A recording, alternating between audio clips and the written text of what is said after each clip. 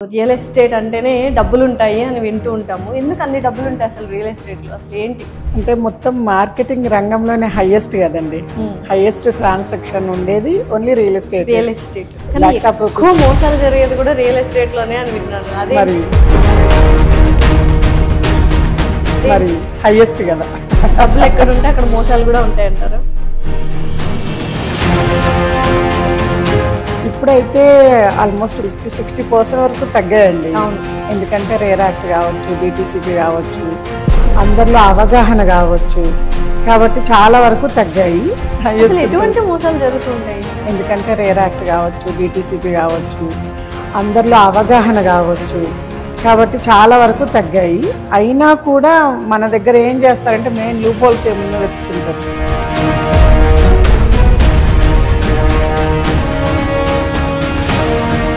So అయితే ఇప్పుడు future city 4th city Mucherla దగ్గర వస్తుంది. దాని గురించి ప్రతి ఒక్కళ్ళు మాట్లాడుకుంటున్నారు.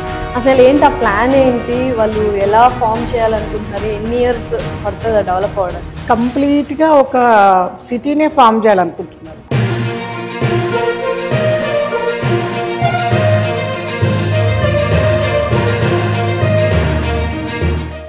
హాయ్, హలో, నమస్తే, వెల్కమ్ టు అవర్ ఛానల్. ప్రస్తుతం స్టూడియోలో మనతో పాటు ఉన్నారు రియల్ ఎస్టేట్ ఎక్స్పర్ట్ ధనలక్ష్మి గారు. నమస్కారం ధనలక్ష్మి గారు. నమస్తే అండి. ఎలా ఉన్నారు? సూపర్.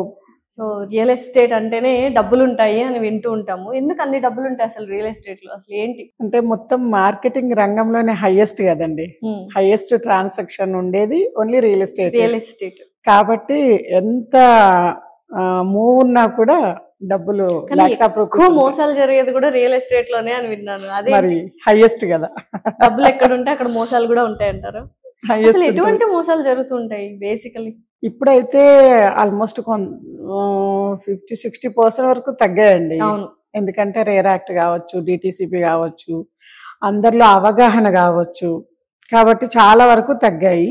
అయినా కూడా మన దగ్గర ఏం చేస్తారంటే మెయిన్ లూప్ హోల్స్ ఏమన్నా వెతుకుతుంటారు. ఆ లూప్ హోల్స్ ఎక్కడెక్కడ ఉన్నాయి సిస్టంలో, దాన్ని బట్టి ఇప్పుడు మనం అనుకుంటున్నాం కదా, అప్రూవల్ కూడా రాకముందు, అసలు ల్యాండ్ కూడా ఓన్ చేసుకోకముందే ఫ్రీలాన్సింగ్స్ అని ఇవ్వడము, ఇట్లాంటి వాటిలలో ఇంకా జరుగుతున్నాయి.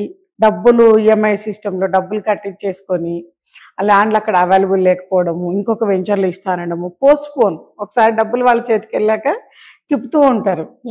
అట్లాంటివి ఇంకా అట్లా కొన్ని నడుస్తూ ఉన్నాయి.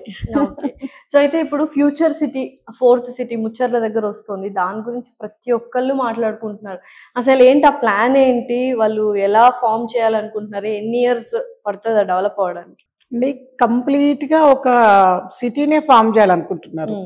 సిటీకి మళ్ళీ కంటిన్యూటీ కాదు, మళ్ళీ ఆల్మోస్ట్ మనకు అవుటర్ నుంచి తీసుకుంటే దగ్గర ఎయిర్పోర్ట్ నుంచి తీసుకున్న, అవుటర్ తీసుకున్న 25-30 కిలోమీటర్స్ ప్లస్ వస్తుంది. 25-30 కిలోమీటర్స్ ప్లస్లో అక్కడ కొత్త సిటీ అంటే ఇప్పుడు మాట్లాడడం అవుతుంది. పర్టికులర్గా ల్యాండ్ ప్రొక్యూర్ అవుతుంది, పబ్లిక్ కూడా దాని గురించి మాట్లాడుకుంటున్నారు, ఎస్టాబ్లిష్మెంట్లు స్టార్ట్ అవుతున్నాయి, కంపెనీలు రావాలి. ఇప్పుడు మనకి ఆంధ్రాలో అమరావతి ఏరియా, ఆంధ్ర డెవలప్మెంట్స్ ఎలా ఉన్నాయో ఇది కూడా వన్ ఆఫ్ ద, ఎందుకంటే గవర్నమెంట్ దగ్గర సస్టైనబిలిటీ ఇన్కమ్ లేదు, ఇంకా కొన్ని ఆపి కొన్ని ఇస్తున్నారు. అట్లా ఈ ఇన్కమ్ అరేంజ్ చేసుకుంటూ అది ముందుకు వెళ్ళడానికి టైం అయితే మేక్ టైం. ప్లస్ ఆ ఏరియాలలో చుట్టుపక్కల్లో అంటే కన్స్ట్రక్షన్తో సహా గవర్నమెంట్దే ప్లానింగ్ ఉంది. గవర్నమెంట్ తరపు నుంచి టెండర్స్ పిలిచి చేయించడము, ఈకో సిటీస్ వస్తున్నాయి, రోడ్స్, మెయిన్ డెవలప్మెంట్స్కి స్కోపు ఎక్కడ వస్తుంది అంటే ట్రాన్స్పోర్టేషన్. ఆ ట్రాన్స్పోర్టేషన్ అనేది బాగా ఇవ్వాలని ప్లాన్ చేస్తున్నారు. ఇప్పుడు రీజనల్ రింగ్ రోడ్కి అవుటర్ రింగ్ రోడ్కి మధ్యన కూడా మేజర్గా అవుట్స్కట్స్ లో ఇప్పుడు ring road, regional outer ring road దాటి రీజనల్ రింగ్ రోడ్కి మధ్యలో డెవలప్మెంట్ అయ్యేది మొత్తం కూడా ఓన్లీ ఇప్పుడు రోడ్స్ ఎక్స్పాన్షన్ వల్లనే అవుతుంది అనేది మనకి అవగాహన ఉంది. ఇప్పుడు మనకి లేటెస్ట్ గా డెవలప్ అయిన సైబరాబాద్ సిటీ చూసుకున్నా కూడా అబ్బా, ఏరియాకి వెళ్తే ఎంత పబ్లిక్ ఉన్నా, ఎన్ని టవర్స్ ఉన్నా రోడ్స్ మీద వెళ్ళినప్పుడు గానా, పార్కులకు వెళ్ళినప్పుడు గాను ఒక ప్రశాంతత, పీస్ అనిపిస్తుంది. ఇప్పుడు నెక్స్ట్ డెవలప్ చేయబోయేది అంతకన్నా కూడా పీస్ఫుల్ గా with wide roads. 300 feet road అంటే 6 lane రోడ్ అంటే చాలా పెద్దది. అది గ్రీన్ ఫీల్డ్ రోడ్ కింద వేసి దానికి మెట్రో కనెక్టివిటీ చేసి చేయాలనుకుంటున్నారు కాబట్టి మేబీ టైం అయితే టేకన్ ప్రాసెస్.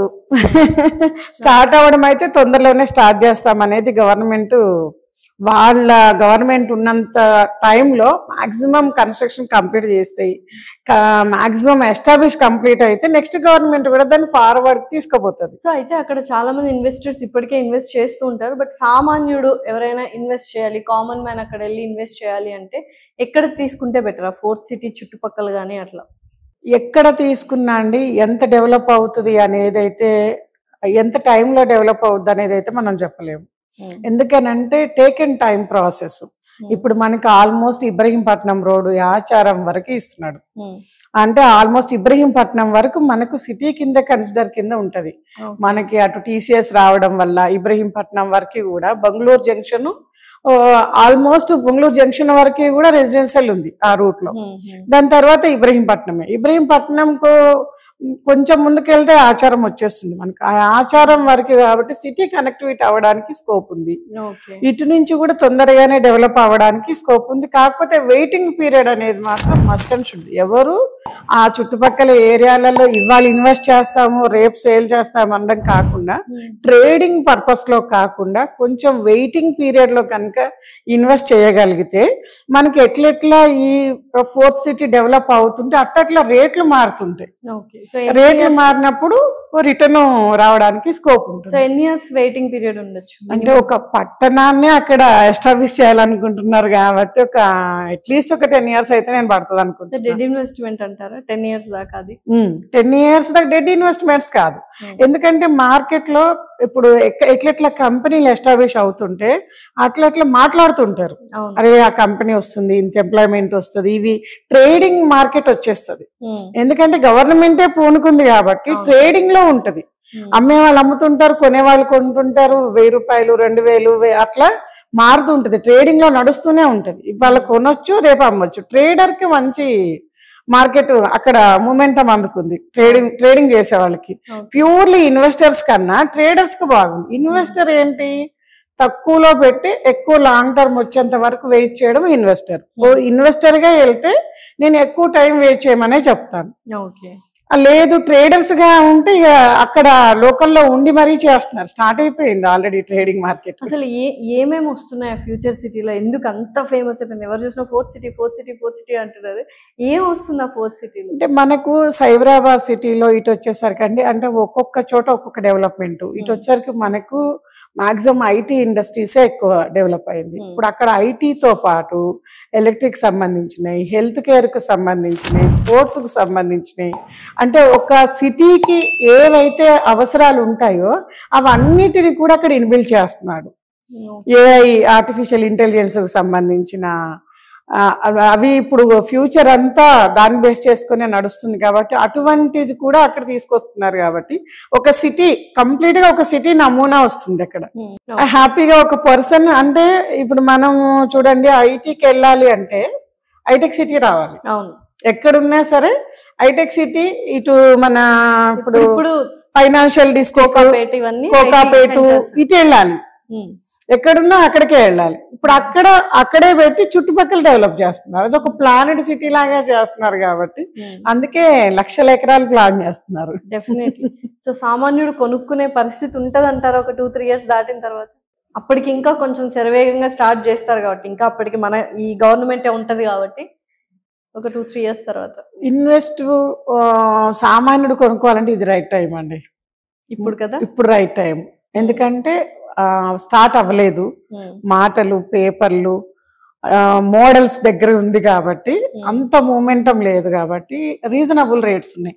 ఒక్కసారి రోడ్స్ ఈ వర్క్ స్టార్ట్ అయితే మనకి ఆటోమేటిక్ గా రోజు ఒక రకంగా రేట్ మారుతూ ఉంటుంది. మారిన రేటు మళ్ళీ సస్టైన్ అవడానికి టైం పడుతుంది తర్వాత, కానీ రేట్స్ మాత్రం మారుతుంటాయి.